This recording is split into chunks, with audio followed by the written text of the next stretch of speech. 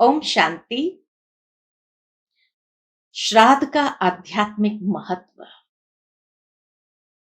वर्तमान समय श्राद्ध का शुभ समय चल रहा है और ये श्राद्ध का शुभ समय हर भारतवासी के लिए, चाहे वो विश्व में कहां पर भी हो, बहुत महत्व रखता है।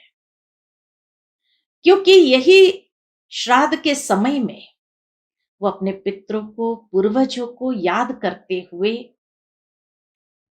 अपने दिल की शुभ संकल्पों की श्रद्धांजलि अर्पित करते हैं।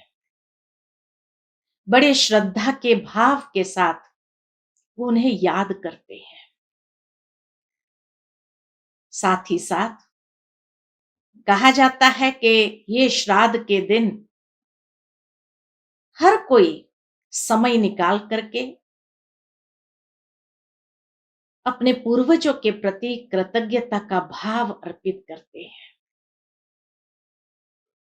जाने अनजानेपन में हुई कोई भी गलतियों के लिए सच्चे दिल से क्षमा मांगते हैं और स्वयं में प्रायश्चित करते हुए परिवर्तन का दृढ़ संकल्प करते हैं। अपने पूर्वजों के गुण और कर्तव्य को याद करते हुए उनसे हमेशा प्रेरणा प्राप्त करते हैं आगे के जीवन के लिए भी। और कहा जाता है कि जब इतनी श्रद्धा के साथ शुभ संकल्पों की श्रद्धांजलि अर्पित करते हैं तो अवश्य उनके आशीर्वाद को भी अनुभव कर सकते हैं। श्राद्ध के ये 16 दिन बहुत शुभ माने गए हैं। क्यों शुभ कहा गया है? क्योंकि गणेश चतुर्थी के बाद और नवरात्र से पूर्व पूर्णमासी से अमावस्या तक के ये जो 16 दिन है वो विशेष बताए गए हैं। शास्त्रों के अंदर एक पौराणिक कथा याद आती है। कहा जाता है कि महावीर दानवीर कर्ण जब शरीर त्याग कर स्वर्ग लोक जाता है तो वहां जब भी भोजन पर बैठता है तो उसकी भोजन की थाली में सोना, हीरा, रत्न परोसे जाते थे। जब दूसरी ओर देखते थे तो सबकी थाली में 56 प्रकार के भोजन होते थे। वो कुछ खा नहीं पाए। तब कहा जाता है कि वो इंद्र देवता के पास जाते हैं और पूछते हैं कि मेरी थाली में ये चीजें क्यों रखी जाती है? दूसरों को तो सभी को व्यवस्थित भोजन प्राप्त होता है। तब कहा जाता है कि इंद्र राजा ने कहा कि तुमने कभी अपने पितरों को याद नहीं किया, अपने पूर्वजों की सेवा नहीं किया और हमेशा जो भी दान किया, स्वर्ण दान किया या हीरे रत्नों का ही दान किया, तो जो तुमने दान किया वही तो तुम्हें प्राप्त होगा।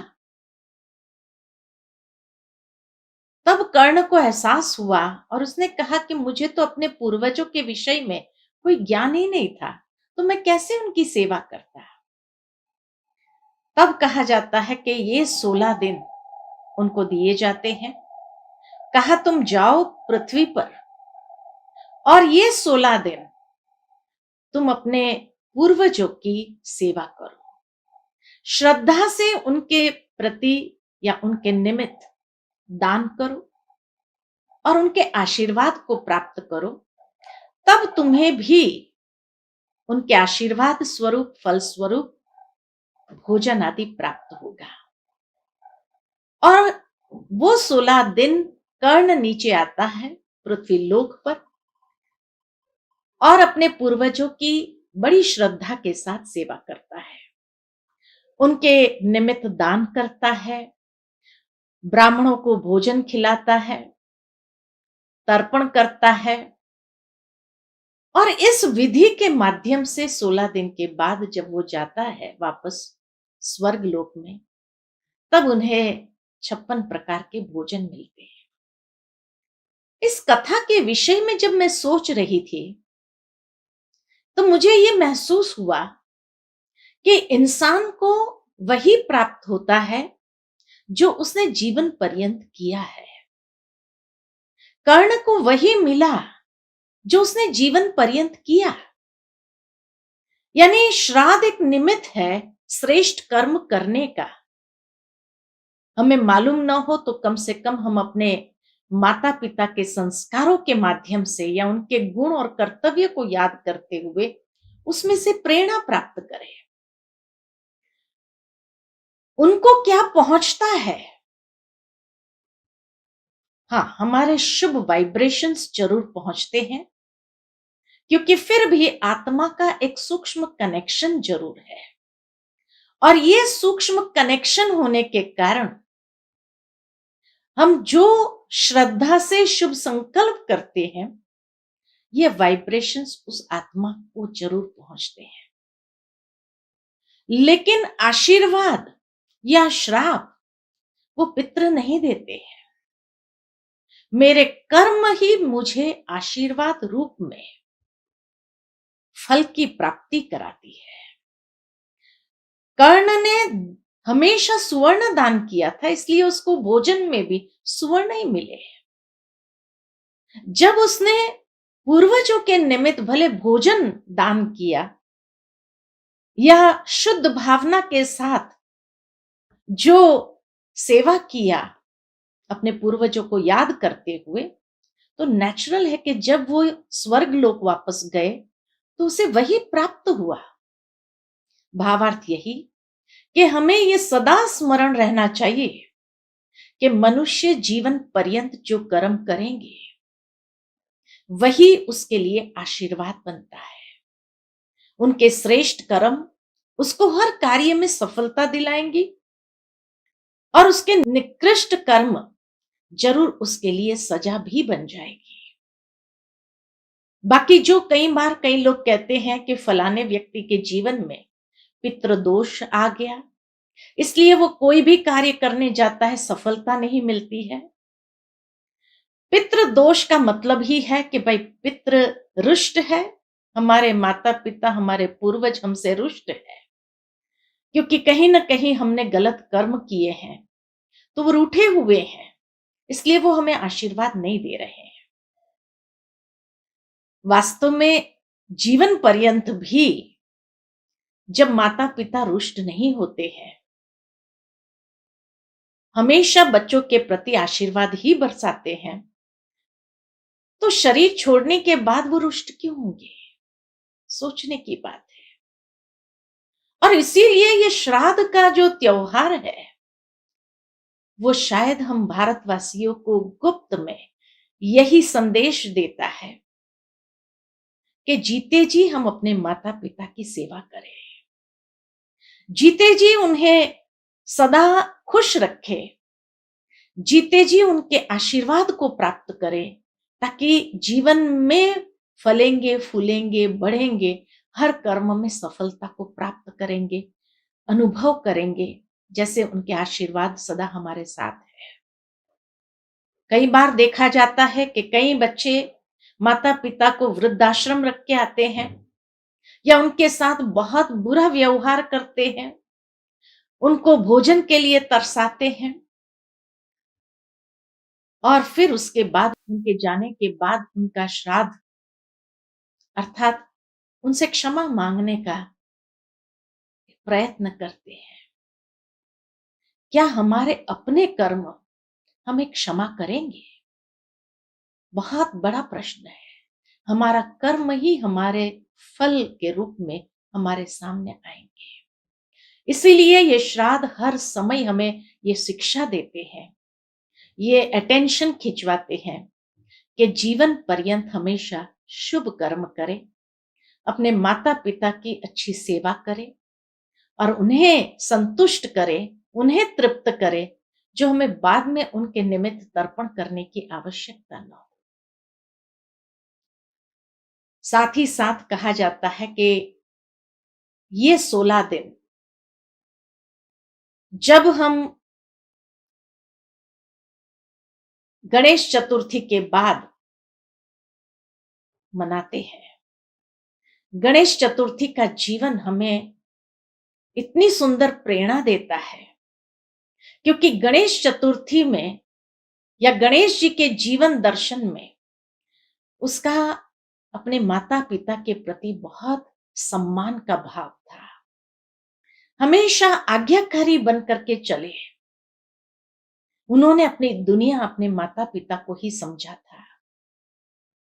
तो ऐसी भावना अपने माता पिता के प्रति भी हम अपने जीवन के अंदर जागृत करें, क्योंकि तब नवरात्रि यानी शिव शक्तियां का आवाहन होता है।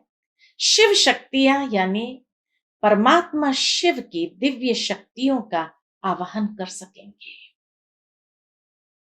जिन दिव्य शक्तियों के माध्यम से हम हमेशा नए कार्य करके अपने जीवन के अंदर प्रसन्नता का अनुभव करेंगे।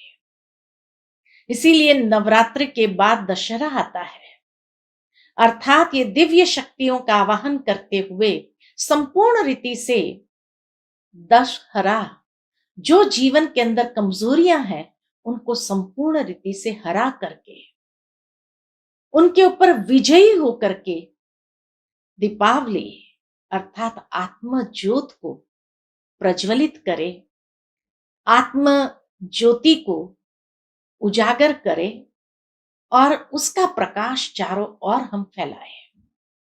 कितना सुंदर भाव है हिंदू संस्कृति के अंदर, क्योंकि जीवन के अंदर अगर उजियारा न हो, प्रकाश न हो, तो ये जीवन अंधकारमय बन जाएगा। श्राद्ध वही अंधकारमय से प्रकाश की ओर जाने का एक सूक्ष्म इशारा है। और उसके लिए कहा जाता कि हर व्यक्ति के जीवन में 3 ऋण जो है उसको चुकाने पड़ते हैं। 3 ऋण कौन से हैं? तो एक तो कहा जाता पितृ ऋण, दूसरा है देव ऋण और तीसरा है ऋषि ऋण। ये तीनों ऋण को चुकाना बहुत आवश्यक है। लेकिन वास्तव में अगर देखा जाए कि मनुष्य कितना कुछ भी करे, यह तीनों ऋण को संपूर्ण रीति से चुका नहीं सकते। एक बहुत बड़ी जिम्मेवारी है हम सब के ऊपर इस ऋण को चुकाने के लिए।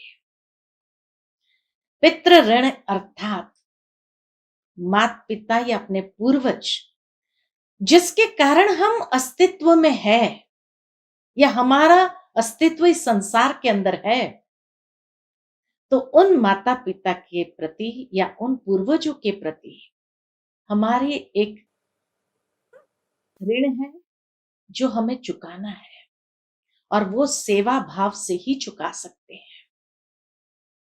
कितनी भी सेवा करे तो भी कम ही होगी, क्योंकि वह हमारे लिए साक्षात हमारे ब्रह्मा है। ब्रह्मा कहा जाता है रचयिता को, ये सृष्टि के रचता ब्रह्मा द्वारा, ब्रह्मा ने अपने संकल्पों से सृष्टि का निर्माण किया। भावार्थ यही कि हमारी अपनी दुनिया का निर्माण हमारे इस लौकिक ब्रह्मा से ही होता है, हमारे पितृ से ही होता है। इसीलिए पितृ ऋण चुकाना माना ब्रह्मा के प्रति भी हमारा ऋण चुकाना बराबर है, और वो सेवा भाव से ही चुका सकते हैं। दूसरा ऋण जो है देव ऋण। हर भारतवासी की ये भी मान्यता है कि हम सभी का कोई ना कोई कुल देवी या कुल देवता जरूर है, जिसकी हम पूजा करते हैं, जिसके प्रति हम अपनी श्रद्धा अर्पण करते हैं। वो कुल देवी या कुल देवता या जिसको कहा जाए देव ऋण, वह भी हम पर है। और ये देव ऋण चुकाने के लिए दान महत्वपूर्ण हिस्सा रखता है, क्योंकि देवी देवताओं का हाथ सदा दान देने, आशीर्वाद देने का रहता है, अर्थात कुछ न कुछ देना, लेने की भावना नहीं। तो देव ऋण को चुकाने के लिए दान करना आवश्यक है, क्योंकि दान से ही हमारे कुल देवी या कुल देवता प्रसन्न रहते हैं। और देवी देवताओं का आराध्य विष्णु को माना गया है, जो हमारी परवरिश करता है। इसलिए कहा जाता ब्रह्मा द्वारा सृजन होता है, तो विष्णु द्वारा परवरिश होती है, पालना होती है। हमें भी अपने जीवन में उस देवों की पालना का अनुभव करना है। तो नेचुरल है कि दान करते हुए उनको प्रसन्न करना बहुत आवश्यक है।